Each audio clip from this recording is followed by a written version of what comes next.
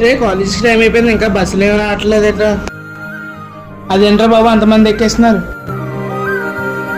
అన్న lift ఇవ్వన్నా, lift.